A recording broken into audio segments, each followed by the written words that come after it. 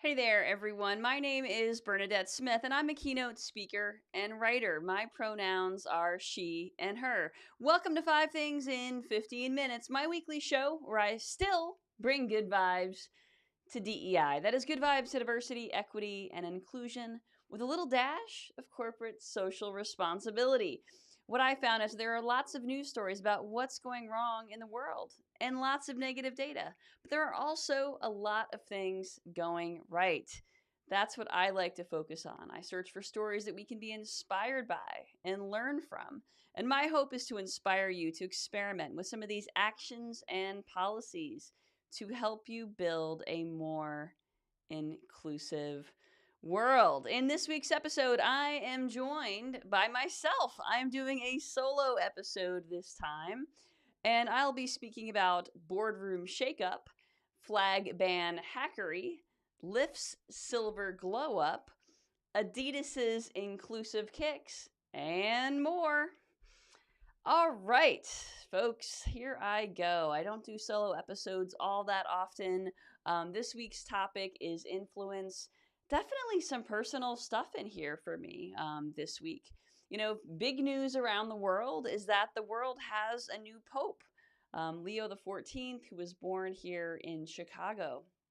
I grew up Catholic, so I went to Catholic school as a child and then in Catholic church every Sunday. So it was a huge part of my culture and background.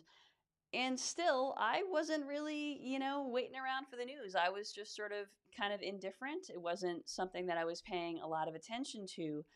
But my partner was, and she didn't grow up Catholic. The announcement of who the new pope was going to be was something that was weighing heavily on her, as it was a lot of folks.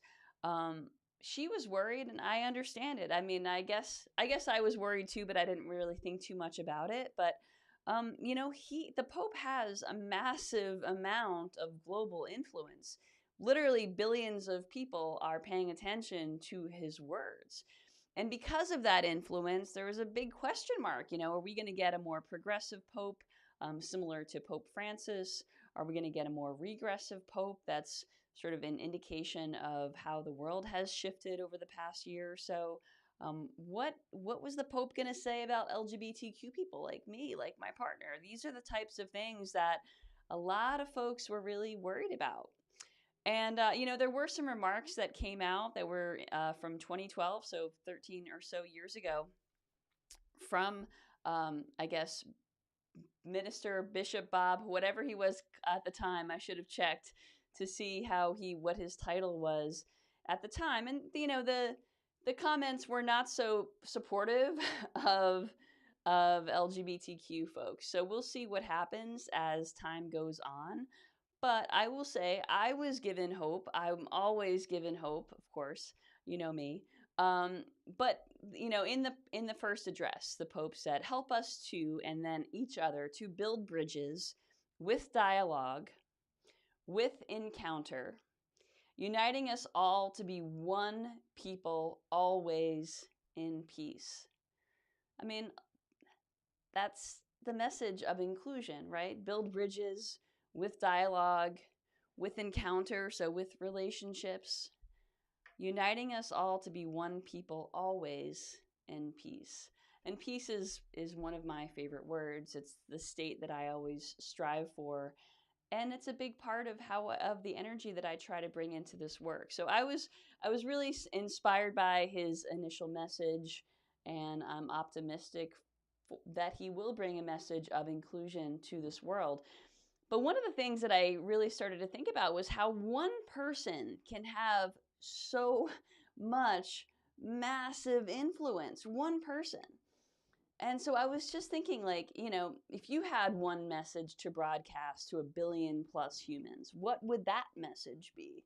I would love to hear your own messages in the show notes, or in the chat, or by sending me an email or leaving a comment. What would your message be if you were to broadcast a message to 1 billion humans? Now, this show does not reach a billion people. It reaches several thousand people. The newsletter does as well. So I don't have that much influence. But, I try to influence with a message of positivity and hope every week. So, I mean, that is obviously part of who I am and what I give to the world. So I'm really curious, what is your message to the world if you had one message to share? And I hope that we do see a world start to shift back towards building bridges with dialogue and with encounter. So, of course, my hope is that the new pope brings us together in ways that perhaps we couldn't have even anticipated. So, all right, let's move into this week's good vibes. All right, the first story this week comes from new data that indicates that women and non-white men now hold 50.2% of S&P 500 board seats. So 5 years ago, white men occupied about 60% of directorships. Now they're at about 49%. Now this is notable because white men are about 30% of the population, still holding 49% of the US seats. So the ideal state here is something that's more proportional. So black directors represent about 12% of seats, which is about their share of the population. But Hispanic board directors are only at about 6% of board seats, but about 18% of population. So all of these things obviously take time, but there have been some really important laws that have passed that have made this possible. We have seen shareholders really urge their companies to be more inclusive. Obviously, there has been regression here, but this is massive progress from just 5 years ago. And ultimately, we know that greater perspectives, more diversity brings greater perspectives, which brings better decision making, which brings a better understanding of your increasingly diverse client base and customer base. And ultimately, there's a lot of good news that comes from diversity if it's catalyzed right, if it is leveraged in the right way and utilized in the right way. So this, to me, is great news this week. All right, the second story this week, so inspiring to me. Salt Lake City in Utah and Boise, Idaho, here in the U.S. Those leaders have circumvented new state laws, which have banned unofficial flags. So the idea is that there are some states in the U.S. which have said, okay, well, we're trying to shut down diversity, essentially. And so they're banning unofficial flags.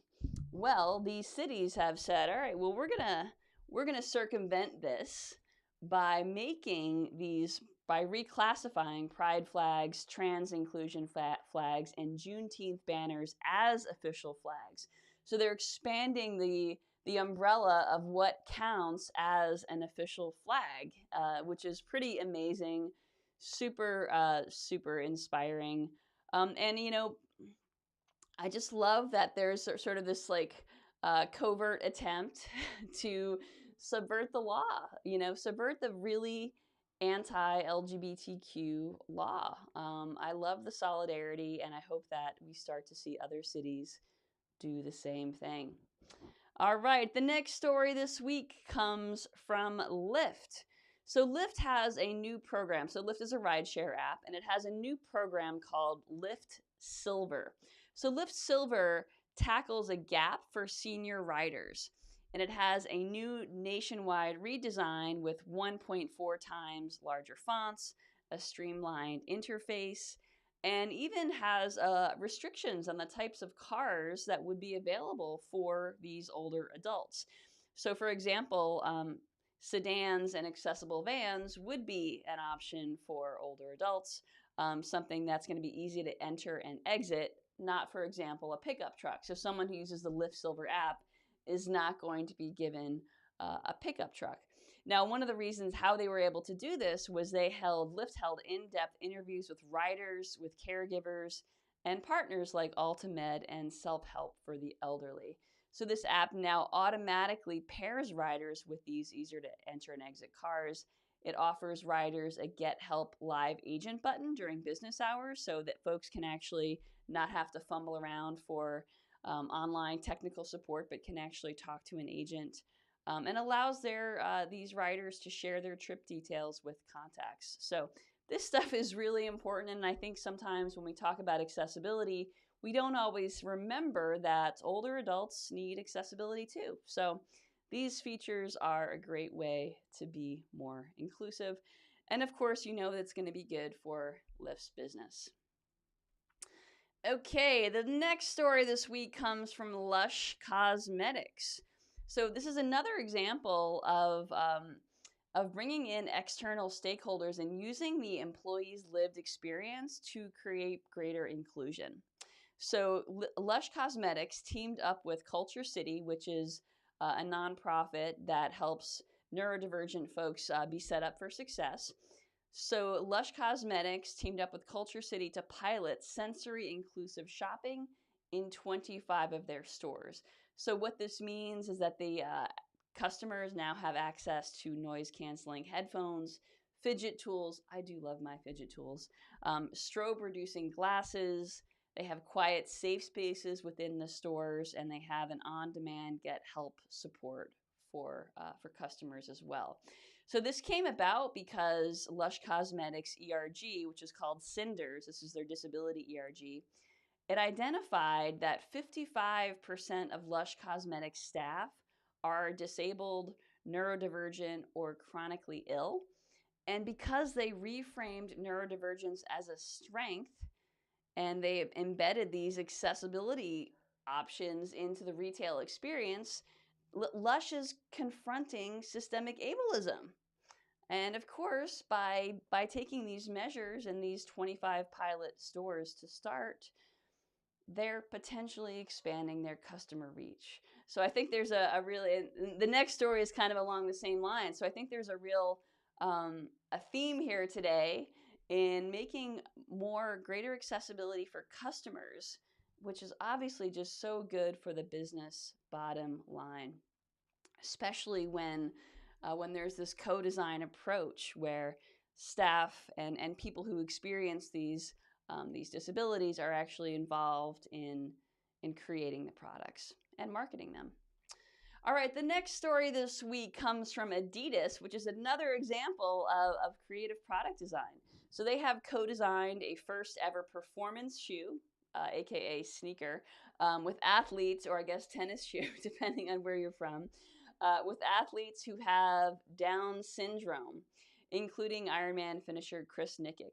So the idea here is, and I didn't know this, that folks with Down syndrome often have genetic foot anomalies, that these might affect about 6 million people worldwide. And so they received feedback, Adidas received feedback about pain from sneakers that don't fit. So these new sneakers have wider toe boxes, narrower heels, an expanded forefoot, and enhanced support to unlock sports participation among folks with Down syndrome. So pretty amazing. These are the types of things that I take for granted, but what a gift for these folks who can now more fully participate in sports. Maybe I'll see more folks with Down syndrome on the pickleball court. So these shoes come out in 2026, and I love it. I love it because product innovation, when there's an inclusion lens, and there should always be an inclusion lens, but when there is inclusive product design, product development, product marketing, again, there's so much potential to influence customers, buyers, and the rest. And of course, the bottom line. And I do love a good win-win. All right, let's move into this week's Good Vibes to Go. All right, so folks might know I am taking stand-up comedy classes. I'm having a lot of fun.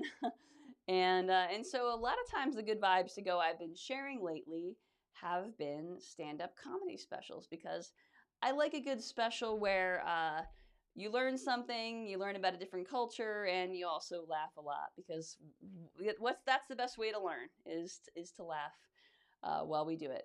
Okay, so in the spirit of sharing some specials, check out Atsuko. Let's try this again. Check out Atsuko Okatsuka's comedy special, The Intruder, on Max. She has a new special coming out in a few weeks on Hulu. The current special, The Intruder, is hilarious. Check it out. Atsuko Okatsuka is amazing, and I can also follow her on Instagram. She is absolutely hilarious. All right, so let me get that graphic up. See, I have a hard time sometimes keeping up with these graphics when I'm doing the live show by myself. Okay, so quote of the week comes from Erin Mendenhall, who is the mayor of Salt Lake City. Erin said, "I want all Salt Lakers to look up at these flags and be reminded that we value diversity, equity, and inclusion, leaving no doubt that we are united as a city and people moving forward together." So, themes this week definitely include influence, using our power for good, uniting folks together, and definitely inclusive product design to reach a broader client base, a more diverse client base. All good vibes, just for you. I love this show. I hope you spread the word. And if you don't already subscribe to the 5 Things newsletter, you can subscribe at 5thingsdei.com. Have a great week.